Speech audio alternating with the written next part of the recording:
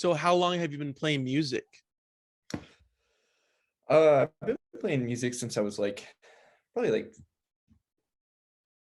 like 13. Um, like that's how long that I've like played or at least like had like my own instrument. Um, I didn't really start like having bands and stuff until maybe like high school or something like that. Like, Okay. like trying to think of how old you're supposed to be then, but Like 14. Yeah, you're like 14 through yeah, something 18. like that. Yeah. I guess around the same time. But yeah, so since then I have like, some more serious projects the more older I get and so on. Right, right. So I mean, so what grade are we talking about here that you're starting your own band? What, are you sophomore? That sounds like the right age to be doing it, the right year. Yeah. Yeah, I think it was something like that where it started like, taking like getting really into it. Oh, excuse me. No, it's Um, good. We need this distraction. Okay, we need to fill up this time with something, Bert. Okay, that's just yeah, yeah. dodging questions. Yeah, no, I mean rightfully so. It's a hard hitting question. Uh, yeah, I mean, my first like kind of like, wow, I want to try doing music a little more serious was probably when I was like 17 or 18. Uh, So I mean, it took you a while. You started really, really, really late. yeah, I mean, I was really growing up, I was really into the idea of like being involved in like film and things like that. And like that's where like a lot of my interests lied and still kind of lie. But yeah, so once I realized how complicated that industry was and how like kind of frivolous it is, like I just music was something that I was having more fun with, and I just kind of shifted priorities overnight. Good. It was time. Yeah. Yeah, the whole film thing, it runs its course. That's why every actor wants to be a musician. It's just inevitable, and that's just the way it goes. Yeah, more or less, I suppose. So I mean, so you're starting to take music seriously around the towards the end of high school. You're senior. That's like the time to do it. Yeah. Yeah, and then I just like kind of like was doing music after high school, and it just started like taking it more and more serious. Didn't do the college thing. I was gonna ask. Yeah, no, like once I was out of high school, I knew I was kind of burnt on all that, and I just didn't, totally know what like I wanted to do exactly. Like, did I want to go to school for music? Did I want to go to school for something else? So, you take like a break and then you just never come back. And uh, yeah, like I feel like I've, cemented myself out here in like, the city. I grew up just like south of Los Angeles, like just in like the South Bay. So Gotcha. yeah, so not that far. Like, but once I kind of like started making friends out in like the city and started working at record stores and stuff like that, like, it just was like, oh, I like the flow of this way more than kind of structure of the school system. Right. So I mean, were you good student or just kind of passing? Just kind of passing. I mean, I was like, I just wasn't interested in it. Um, yeah, I wasn't like a bad student. I was kind of like forgettable in that sense. Like, I was just there. Right. Right. Right. Attendance is done, and then he's all right. He's here. Yeah, Yeah. making all the check marks. When did the idea of moving to LA kind of just become cemented? Was it right after high school? How long did it take you to move up there? Probably way too long. Yeah.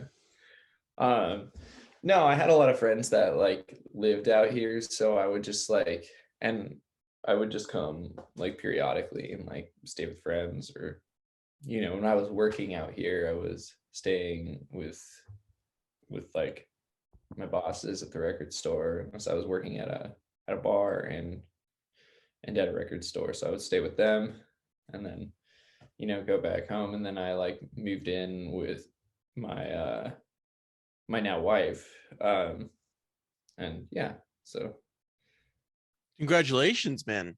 oh yeah, it's like around like 2.5 years, so How long have you been married for now? 2.5, Two yeah, and a half.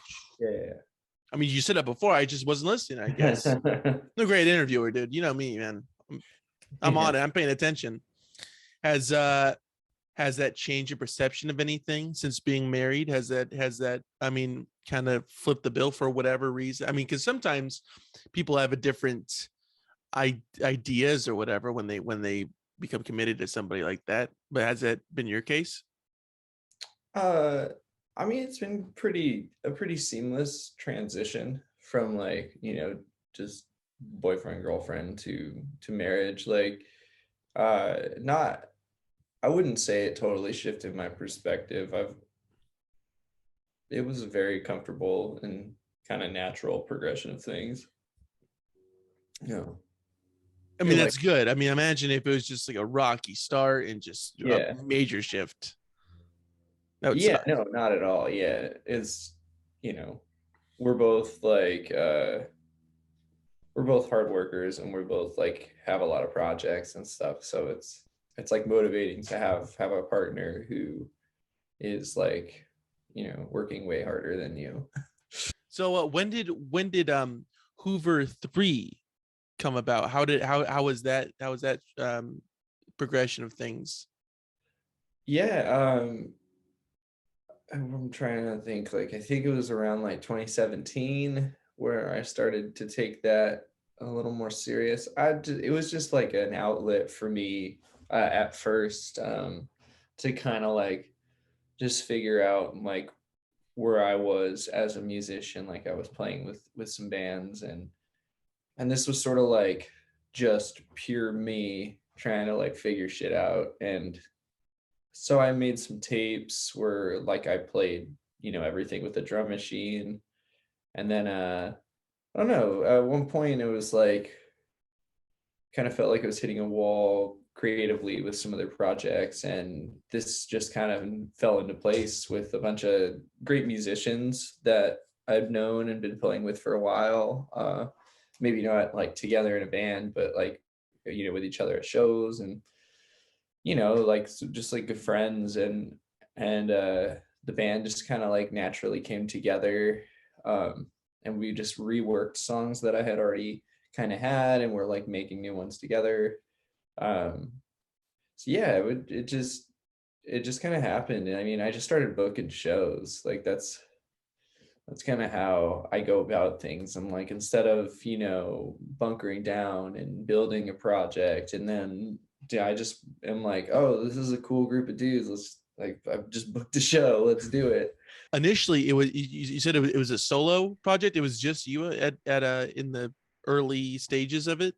Yeah. And then the live version of that variation of the project was like me and another buddy, sometimes two, one on bass, one on like synth, and then I would play guitar and sing and like kind of control the drum machine. So that was like the first real iteration of Mhm. the live band, and then it just kind of expanded.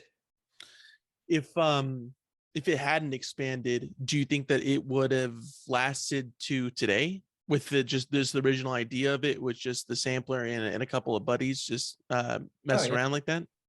Yeah, I mean, it's so easy to do. They weren't songs that I was like sitting down and like really harping over. A lot of it is an exercise of like kind of writing while recording, like it's just sort of, especially the earlier stuff is way like more off the cuff and just like spontaneous.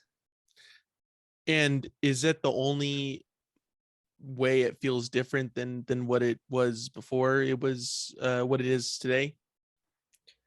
I mean, it's definitely like there are more moving parts now. But I mean, we still try to keep things like we still try to keep on our toes and not, fall into like too much repetition of just like doing the same set like every night on a tour. It's always But fun. I hear it's very, I mean, it's just great for just morale and everything to just go through the motions of a set list or whatever.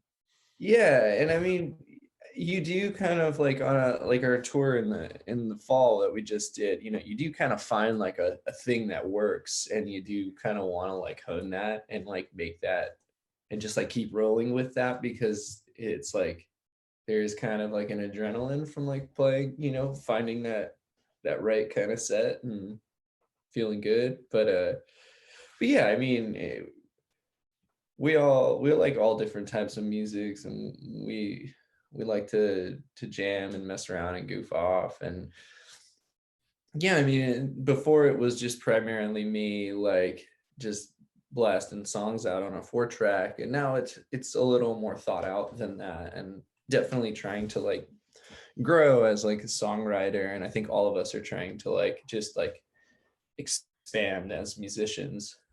Maybe like get like an orchestral, ensemble or something like that later on. Just really build it out. Dude, yeah, a little touch of Nielsen in the night.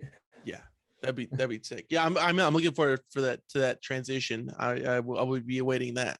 So I mean, you just gave that. That's I mean that's what's Yeah, happening. not gonna lie, I wouldn't be upset with that. Do you feel like your not your interest in music, but what you want to create has expanded since then? I mean, your interests lie in the same thing, but I mean, just sort of still building it out. Yeah, absolutely. I mean, I think like it should be a constantly evolving thing. And we're about to release record number 3, and we're kind of like figuring out record 4. And you're just kind of like, what do you do with like record 4 when you're a band like us? And like I don't know, I've just been like we're always trying to do something different, we're always trying to expand. um and like this like past winter I've gotten really into like Saucer Full of Secrets era, like Pink Floyd, like a little more experimental, like still with like a little bit of Barrett, like between that and like Paul McCartney, which is like kind of the polar opposite of like that era of like Pink Floyd. And I'm just trying to think about like music, just different types of music that like I want to try playing. I've been writing more on a piano, like I don't know. There are no rules to this, so I'm I kind mean, of there doing. are. You're just throwing them out the window, though. I mean, there's that you have to do certain things. You have to talk about certain things. That's just how the music business works. Yeah, Yeah. yeah. I mean, like have a cigar, but yeah, fuck it. Like I don't know, none of that shit matters. Do you prefer Pink Floyd with Sid Barrett? Is that like your favorite Oh era? no, Okay. not at all. That was one example of like contrast, but like I've been like deep diving in the whole discography pretty much up till like I don't fuck with Final Cut. That's like the all the worst parts of the wall. But I've been really into the like the post, like that post Dark Side, like the album covers that like they sell like posters of at Hot Topic, that I just like albums I kind of avoided all throughout like high school. But I'm just like, now that I don't have those kind of like dumb teen prejudice, like I am as an adult, I'm like listening to this stuff, and I'm kind of just like, well, yeah, this is amazing music. No wonder it was fucking so popular. And Sometimes, singing and I've said this before. Yeah. Sometimes I said this before. That's like something. If something's popular, sometimes it's popular for a reason. Like Yeah, it's good. It's good. yeah, it's just like Beatles haters, and I definitely, have been guilty of that to some degree, but kind of it's just like there's so much out there and it's like so varying and there's yeah, but no, like my core Pink Floyd is like from what's the Adam Heart Mother to like Dark Side, I think is like the where they're like, oh, songs, we can do songs, you know. Yeah. Roger Waters, I guess, takes like a little more of the reins. I only like one Pink Floyd song. That's Arnold Lane. That's it. That's Oh, the only one that I like. Everything really? else is just no. Could you I imagine if that was don't know, man. that was the only thing that I hone in on? No, no, it's great. That's pretty wild, but It's just like I have a hot take on it. No, I haven't really explored it to a huge degree. I think it'll come later on. You know, I mean, much like in your case that you've really expanded on the oh, just yeah. idea of it. It'll come. I feel like I've been waiting for my Steely Dan phase Oh, to really kick in. same So hasn't happened yet. okay, good. All right, so I'm still on the right track. No, I try too. I mean, I work at a record store, and like I'm just like, okay, maybe today's the day. I mean, I listened to like Tusk all the way through for the first time like a month ago, and was kind of just like, eh, like I don't know. We'll see in a few years, and then it'll be different. Oh yeah, I'll have like a Tusk T-shirt, and I'll be like, yeah. And I flipped on Paul McCartney this year, so you never know. Does making music come easy to you? Um, yes and no. Like it's kind of interesting. So like a lot of the way that I write has to be like I was saying before, like I write a lot like while I'm demoing and recording.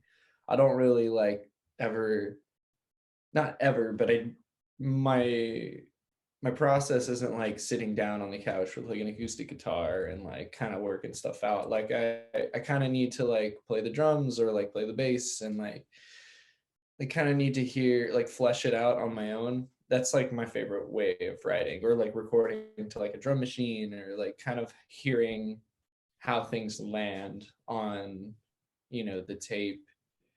That's kind of how I write. So on one hand, it's easy in the sense that it's not something that I'm like stressing about really. It's kind of just when I'm in there, like I'm just like figuring it out. Like I go through waves where I don't write like for like 2 months, 3 months maybe. And I might be doing other music stuff, but I'm not like working on new Hoover songs, right? But then I'll be like in the garage like I did recently, and I'll write and record like 8 songs. So it's weird. Like I just don't really think about it. I just am like, I feel like ready to get some shit out, and then I do it, and then I like reset, watch a lot of movies.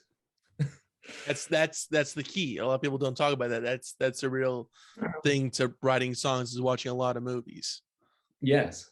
Yeah. That is the key to most things, actually. Definitely. Yeah. If you have an ailment of some sort, just watch some movies and Yeah. it'll fix itself. The Michael Mann filmography, that'll do a lot for you. Yeah. Yeah. Getting into some specifics here. I mean, like there's Oh yeah, Criterion Collection. Get that. Oh yeah, that was the best pandemic investment I made, was the Criterion channel. Still haven't done it. Need to, definitely. But at some point. Yeah, I mean, maybe around the Steely Dan phase. Who knows? I mean, yeah, there you go. It's all out in the open. Yeah. How do you feel after completing a song that has taken a while to really, as you say, flesh out and work and hone in on, and once that's complete, how do you feel like, oh, this is done? Or Yeah, I'm kind of like, I demo very loose and not perfectionist. Like I'm just like 3 takes max, like let's get this shit out and in some digestible form, and then I take it to the band and we kind of like are like, do we want to fuck with this? And if we do, then we work on it some more. And like it's never totally done, you know? Because then when you let's say you like write a song and record it before you like tour it, if shit changes by the end of the tour and you're like, man, I wish we had like recorded all this like a year later. You know, so it's things change and we like to change songs up live, and I think there are live versions of older songs that are like, to me, like the definitive version of like said song, where if you're like, you know, someone who just listens to the band on Spotify, like, you know, that's the version of the song, you know. When do you know, at for the time being, that a song is finished? Like, how when do you feel like it's done? Like when it's recorded, or when it's written, or when what is like a where's the threshold that you say this is complete for the time being? Yeah, I mean, there's in terms of like a record, it's just when it's recorded. I mean, I'm I'm not a stickler on like this is how it has to sound. Like I like collaboration. I like things to change. So like if I have my idea of the song and then it changes by the time we record, whatever we do with the full band and whatever's on the record, I guess is considered the final is the song. I'm not like someone who looks back and is just like, wow, that song like could have been better or whatever. Just move on and write more songs, you know? And of course, you find it out during touring. You're like, fuck, it could have been better. But Yeah, when you can't play it live and you're like, oh shit. I mean, so you do rely on feedback Yeah, for a I like song. feedback. Yeah. When do you know that an idea for a song is good enough for a fully fledged song? Is it I mean, is it through the process of, again, going back to certain fleshing it out on the drums and the bass and guitar? That's how you kind of feel it out, like this can be something. Yeah. Yeah, you know, just like I'll just record a version of something and you know, they don't always hit. Sometimes you're like, yeah, this is kind of a lesser jam. Maybe use some of this other stuff later, or you know, maybe we bring it to the band and we like totally pull it apart and you know. Um but but yeah, I mean there's a lot less thought put into everything. It's all like just like, oh, like let's make another record, and then I just write jams, and you know we you know we do play around with like what's the vibe we want to work with, like what are we like, what's the goal, you know, like how many songs ish. And but it's kind of hard to tell what you're actually gonna do until you start like demoing and writing, like, so it's really tough. Where I was at like at the beginning of our tour and where I'm at now are like completely different places with the type of songs I think I want to put on like another record. Which is great. It's keep on moving through it. You don't want to be just pigeonholed into one thing. No, and I think each record, like my goal is to have each record sort of have its own identity. Consistency is not our goal, except for quality, you know, consistency and quality. But in terms of like the way things sound and the way things go, like that shit's always up in the air, and you know, we don't want to be like repeating ourselves. Gotcha. Where did the name come from? I mean, it's Hooveriii. It's not Hooveriii, correct?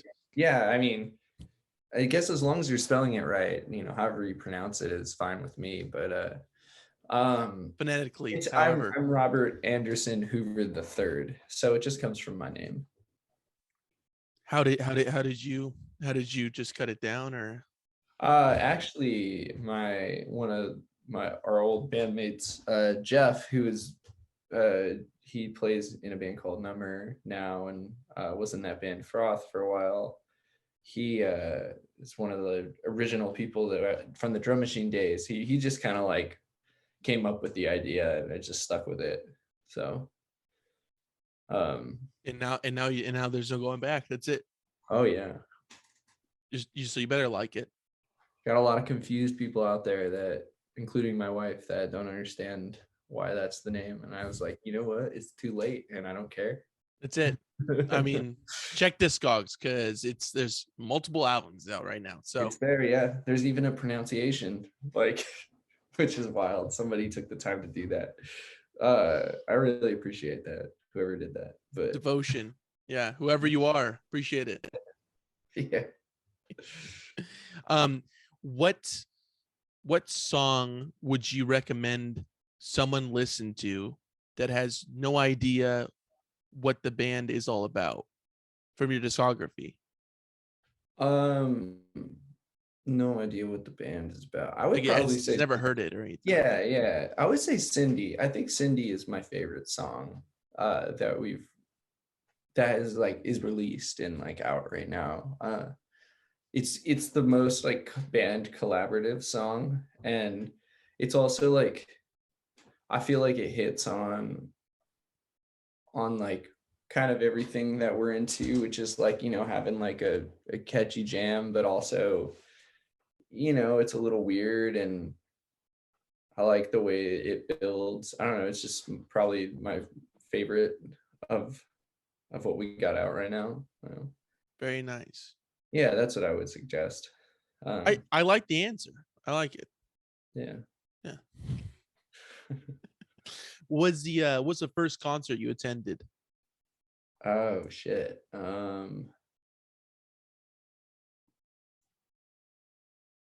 gonna go with large scale, and I'm gonna embarrass myself and say that the first like big like rock show that I went to was a My Chemical Romance show at the sports arena downtown, um Los Angeles, that is.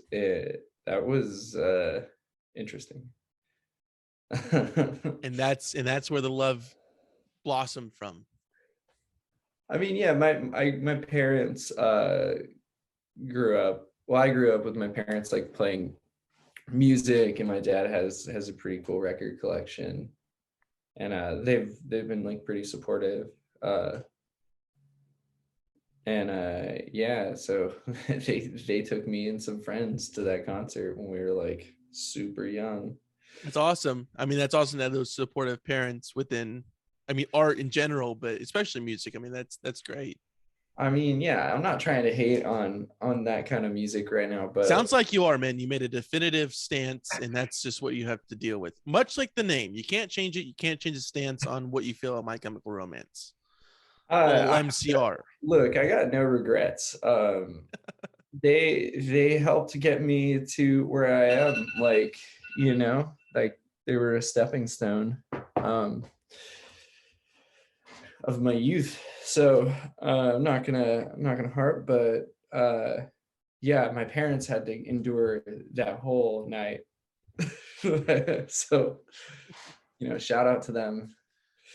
All right. Yeah. I mean, that's you need to put your parents through torment, especially in music. Whatever you're into. That's what. Yeah. Yeah, my parents used to drag me.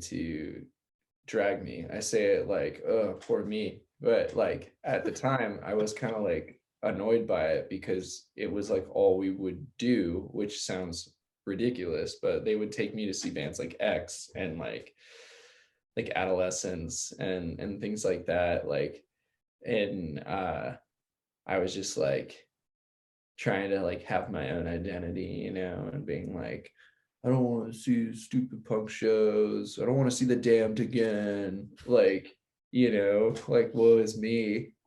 Take me to the My Chemical Romance concert. You don't understand me. It's like I think I do. Yeah. So yeah, I was pretty spoiled when it came to like seeing like really dope bands and not totally appreciating it at the time. But yeah, definitely grateful for all that. Do you think that those concerts had an impact on the music that you make now? Oh yeah, for sure. I would say all of it, really. Like, and just like I've always really enjoyed like the live show, like seeing a band live and like going to concerts and kind of like the flow of a set, and there's like there can be a cinematic quality to it. And Here we go back to the film, dude. Okay, I understand you had other interests outside of music. All right, we don't have to harp on it. well, yeah, I guess that's just the way I look at things like a set. A lot of it is flow and like a attack and release, or the tension is building and relieving tension is what I mean. But and I think that's the art of like a really good live show. It's just like how things like move and An ebb and flow of it. Yeah. yeah. I gotcha. What is a band that you would have liked to seen live but never had the opportunity to? And this could be whatever band. I mean, even if you weren't even alive to see them in its whatever incarnation. I mean, there are a lot of good choices here. And there's no wrong answers. Let me just say that. Oh, for sure. My Chemical Romance, obviously, again, but yeah, besides that, yeah. Yeah, take me back to the Chain Reaction days. No, I've always been like thinking about like I wish I could have attended like those like 78 like Bowie tours where they were touring off of Heroes with like the band was like Carlos Alomar and Adrian Belew and people, and I think that would have been just like an insane like stadium show, like where you're watching like a short film before the band plays, and like it's a whole vibe. But I think it would have been, just for the sake of like what we were talking about, like I think it would have been really cool to see the Cramps in their prime. Yeah. Like one of their like famous Halloween shows, like that would have been pretty cool. I think that would be on my bucket list if I had to pick. That'd have been really sweet, of course. Like a lot of that's like pretty well documented, and there's like live records and stuff. So it's like, like I guess like something that would be a little more like obscure would be seeing like, fucking Gong or something, like Soft Machine just do like an improv thing, and but I think the Cramps would be pretty cool. That's my answer. Right, that's a good answer. Speaking of it being well documented, have you ever seen that little clip from a Target video that they played in the mental institution up in like, that's awesome. And for those who are listening that haven't seen that, you should go ahead on YouTube and type it in. It's pretty wild. Yeah, it's really cool. You can definitely go check that out if you haven't seen it. It's really interesting. Yeah, that's bonkers.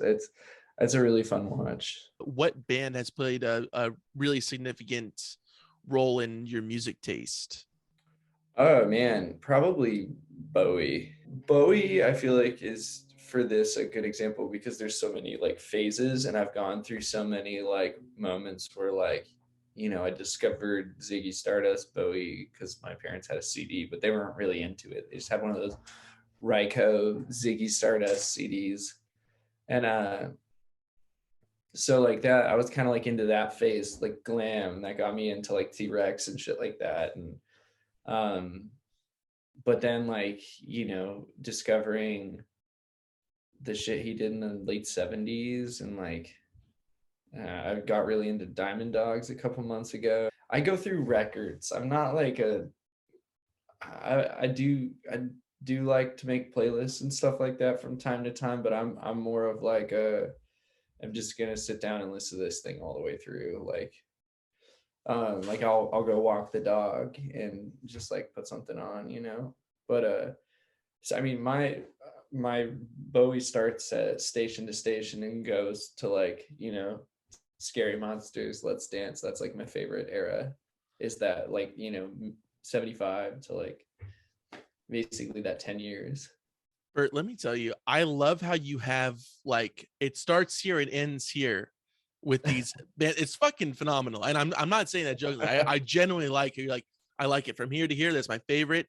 Outside is pretty cool too, but these are my years. I love that, dude. Yeah. Yeah. it's like, Dylan has very like boldly painted phases, like I don't know if you And ever saw painted that. faces too. I mean, like quite literally. Yeah, man. No, I like when you see artists that do that, and it's like kind of like bold changes. It's fascinating to me. Do you feel like you try to incorporate that within your own band? Yeah, I mean, maybe not as like polarizing as some of those examples, but yeah, that's something that like you kind of look back on and you're like, oh, like this is the clear, this is the end of this era and this is the beginning of that. I think it's a little more difficult to like kind of like understand that in real time. As I'm sure, like if you were like following Bowie, like you were like seeing the progression, and it probably felt a little more natural in real time, you know? Sure. And then looking at it from a perspective of years later. Yeah, where you're Yeah. like all you have is like Google images or or like people's articles. I mean, but it might help you. It might help. I mean, in some sense, it might help more because you're like seeing video of these like from Yeah. these tours. So I mean that might help in that case. But I do see what you're saying, like in the moment, being um Yeah. within those time periods. Yeah, I see what you're saying. Yeah, I don't think you can like you can purposely make a dramatic change, but I think in terms of like what we're talking about are like phases that like go over the course of like a couple of years. That's something that I think only time can tell. Sure. You know. Do you feel like the fans of your music Mm. are also fans of the music that you like? Yeah, probably. Um, I like a lot of music, and I know that like some of our fans probably like the OC's King Gizzard stuff, and like I like that stuff too. I'm sure some of our fans like things like we were talking about, like Soft Machine, Pink Floyd kind of vibes, and yeah, I think that like I mean that's kind of the goal, I guess, is be tight if anyone likes our band to go and like find these influences that and then discover new music through the process, you know. But I don't know. I like to think so. It's a good thing to think, I think. Yeah. um when you how do you feel when you're put on a bill with another band that doesn't have the same sound as your band? Do you like that? You're like, I'm gonna try to get these people to like kind of not flip their brains, but kind of turn their minds on to a little bit something that's they're not really used to. Oh yeah, for sure. We did our record release show back in August for Water for the Frogs, and the opening band was like a full like country band.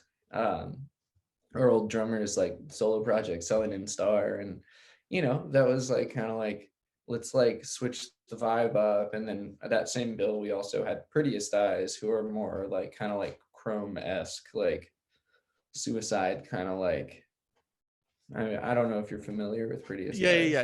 Yes, I do know their sound. Great dudes, and so we have like this kind of contrast, and then us, who's like we're neither of those things. So but it all kind of flowed together, and it all felt really natural.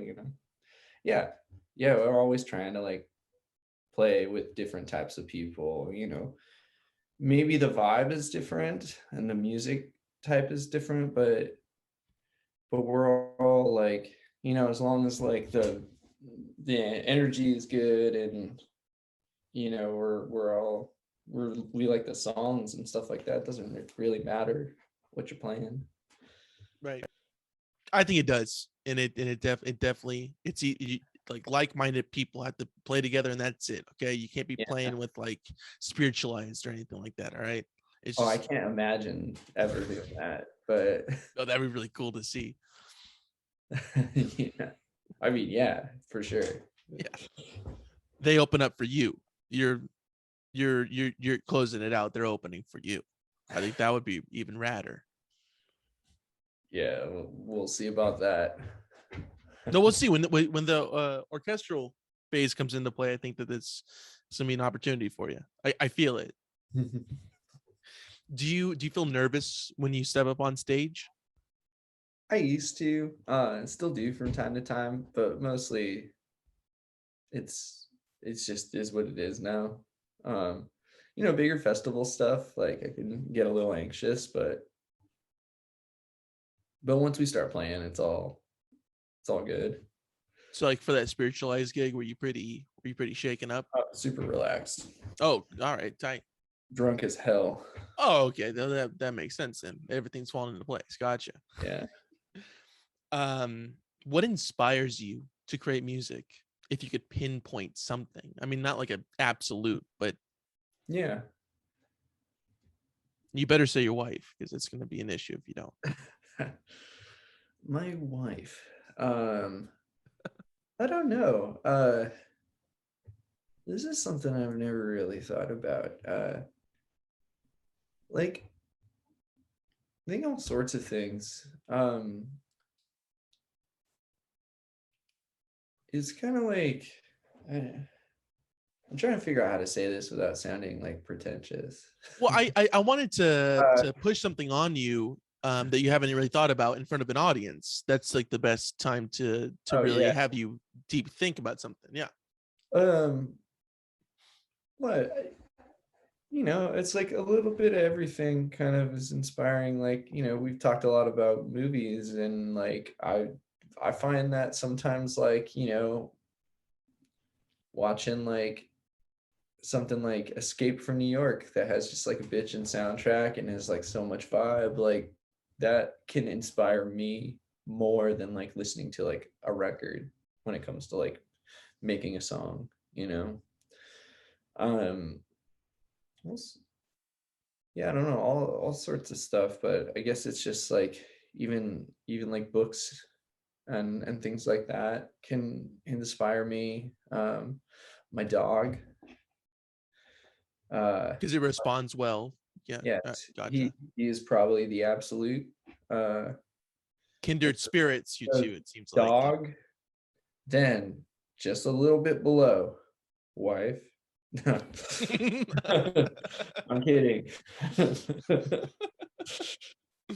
No, that's good though. That's good that you're able to at least have an idea of what. I mean, maybe that's not the full. It isn't. Like, let's be honest, it isn't the full thing that inspires you, but it gets No, the yeah, gears going. yeah. I mean, it is interesting to like being in like a relationship or like a marriage and having like, my family, and having like, what do I write about, and what gets me going, having to like, not write, breakup songs or things like that, like just trying to like experiment with writing more seriously and just getting better at it. And it's fuck, I don't know where I'm going with this, No, but I liked it. I was on the journey. I felt like I was. I don't know, Rocky Horror we're Picture going Show. there. This is it. This is. I mean, I feel like I'm watching it. Maybe a Steely Dan record. Yeah, dude, now we got to go fire up Steely Dan. Yeah. I mean, we're gonna exchange notes on what's going on because we're gonna hit this stage. I just don't know when. I'm just trying to jumpstart it. I have a Steely Dan's greatest hits record that I got off of a buddy of mine. Shout out to Ben's older brother, Alex. He was getting rid of a bunch of stuff. I was like, all right, I'll take it. Like, I'll jump into it this way. And it just haven't really got me. But we've already discussed that. Yeah, No bad feelings determined. towards them. But I'm determined to go put on a Steely Dan record at work today. I'm determined. maybe this is the jump start. I think Do you this like is Genesis? Genesis. Real Love Steve Winwood. Can't stand anything else though. That's it. It's Okay. just no. I haven't really gotten into them, honestly. Now, Genesis is I Can't Find My Way Home. I'm gonna find the record real quick. I forget the name of it, and I don't want to like botch the title off the top of my head. But I botch stuff all the time on here. Do you know how many times I slipped up? I mean, quite often. yes, Bert, obviously you haven't listened to the podcast because I fuck up regularly. dude, Selling England by the Pound. That is a great record. All right. Is this a recent revelation for you, or has this been in the rotation for quite a while? I listened to it for the first time like last week, and so it's been around for a minute for you. Yeah, we're talking like 6-7 days. So I mean, you in it is just, I mean, that's a formative album for you, clearly. Yeah, and yeah, like the guy we record with, Mark Rains, who runs this really cool studio in Echo Park. He turned me on to Genesis, and it's his fault. So thanks, Mark. Appreciate it. How much does improvisation play into your writing or just performance in general? Oh, I'm super into it. We don't do a ton of that live with the band. We have like jams, and we have like these areas that we sort of just like wing it during, but like, we know where we're gonna end up, and we know how we got there. But I've been pushing to do more like loose like improv stuff in the studio with the band.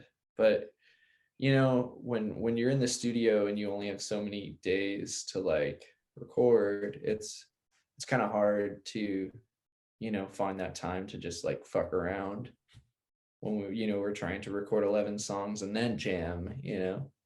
But I do have another project called Group that is primarily an improv band.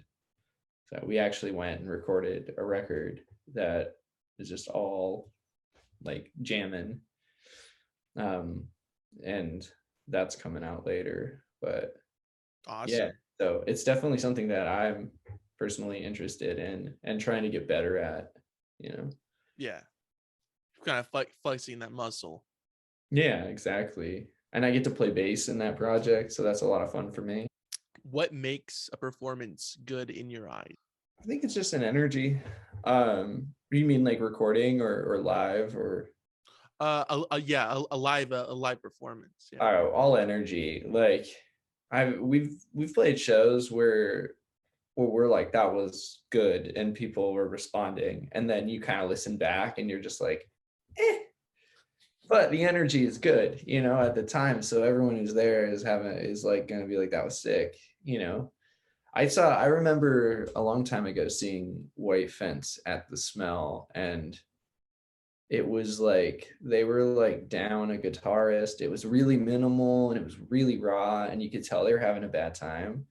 And I thought the show was incredible though, and I thought like everyone there didn't give a fuck like about like whatever technical difficulties were happening. That is just like really kind of like primal version of the band. And I thought it was really cool to see that, even though they were maybe having a bad time. So you never know what's going to make for a good show. Do you enjoy touring though? Is that something that you, yeah. I had read before that you guys had you get like riding on tour. Yeah, well, so for Water for the Frogs, we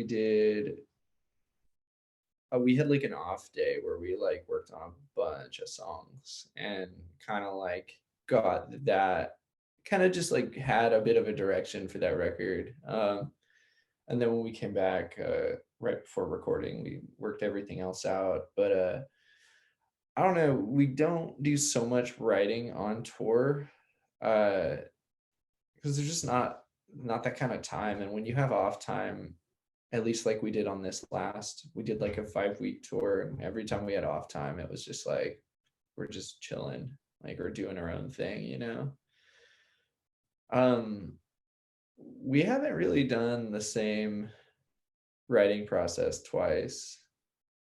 Like for the record that's coming out hopefully soon, we did a lot of demoing where like I would demo, then I would demo with the drummer because it was all done like kind of satellite, like the songwriting process, and then the bass is from his house, and then everyone else from their place, and then we would like get tested once a week and like go work everything out as a band and do that, like do like 2 songs at a time, and then by the time we're like ready for a record and it's like totally different from the demos.